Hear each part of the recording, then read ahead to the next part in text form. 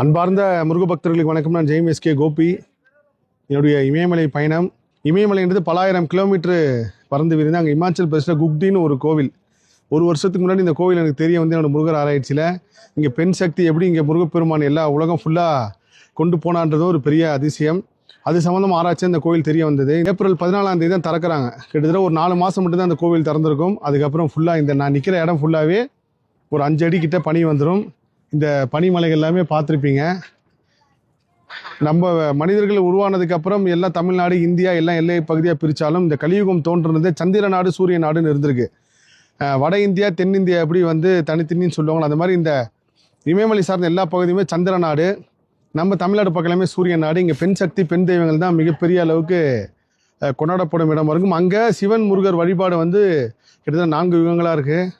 இந்த இடத்துக்கு வந்து நான் வர்றது வந்து ஒரு சாதாரணமாக நினச்சிட்டேன். என்கிட்ட சொன்னது வந்து அவங்க ஒரு 2 மணி நேரத்தில் போயிடலாம் அப்படின்னு சொன்னாங்க. ஆனால் கிட்டத்தட்ட ஒரு 10 மணி நேரம் பயணம் செய்து தீரன் படத்தில் வர மாதிரி எவ்வளோ கிலோமீட்டர், எவ்வளோ கிலோமீட்டர், இதோன்னு சொல்லி கிட்டத்தட்ட இந்த இடத்தோட கூகுள் மேப்பே முடியுது. இதுக்கப்புறம் கூகுள் மேப் கிடையாது. இங்கே இந்த ஜத்தின்னு சொல்லி என் காணொலியில் பார்த்துருப்பீங்க. இவர் தான் வந்து என்னை கைட் பண்ணி கூப்பிட்டு போகிறாரு.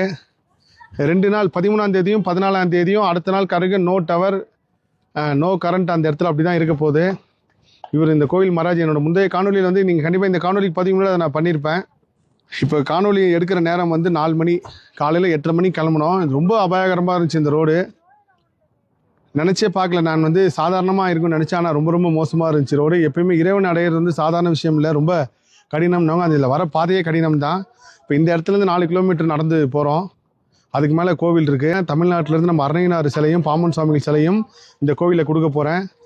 இன்னும் ஒரு சில முருகர் உத்தரவு கொடுத்துருக்காரு. அதே மாதிரி ஒரு முருக பக்தை எப்பயுமே இமயமலைக்கு நான் ஃபஸ்ட்டு போகிறப்ப ஏலக்காய் மாலை வந்து கொடுத்தாங்க. நிர்மலாமான்னு சொல்லி அவங்க வந்து, சார் எனக்கு முருகர் கேட்டிருக்காருங்க சார், நீங்கள் இமாச்சல் போகும்போது அந்த எந்த முருகரை போகிறீங்களோ அவங்களுக்கு தெரியாது, நான் யார்கிட்டையுமே சொல்ல இந்த கோவில் இதுதான் அப்படின்னு சொல்லிட்டு, நீங்கள் எந்த முருகர் போகிறீங்களோ நான் ஏலக்காய் மாலை கொடுக்குறேன், எடுத்துகிட்டு போய் சாத்துக்கினாங்க. நான் முருகர்கிட்ட உத்தரவு கேட்டு வாங்கிக்கிறேன் அப்படின்னு சொல்லியிருந்தேன். உத்தரவு வந்துச்சு, அதையும் நான் எடுத்துகிட்டு வந்திருக்கேன். ஸோ நான் வந்து இதை வந்து ஒரு பெருமையாகவோ இல்லை வந்து ஒரு புகழ்ச்சிக்காகவோ சொல்ல, நான் இந்த கோவில் பற்றி தேடுறப்போ ஏதாவது ஒரு தமிழர் நம்மளுக்கு முன்னாடி போயிருப்பாரா, தமிழ்நாட்டிலேருந்து யாருனாவது போயிருப்பாங்களான்னு சொல்லி தேடி பார்த்தா இல்லை. எனக்கு தெரிஞ்சு முதல் தமிழராக நான் தான் இந்த இடத்துக்கு வந்திருக்கேன்னு நினைக்கிறேன். தமிழ்நாட்டிலேருந்து தமிழ் மக்கள் வந்து உண்மையிலே வந்து வரணும் ஆசைப்பட்டிங்கன்னா நிறைய ஆயத்தமாகி தான் வரணும். ஏன்னா ரொம்ப சிரமமான பாதை. எப்படி வர்றது அப்படின்றத நான் கண்டிப்பாக பதிவு செய்கிறேன். கண்டிப்பாக திரும்ப முருகரை நீங்கள் ஒரு வாட்டி வர வைப்பார். நடக்க ஆரம்பிக்கிறேன்.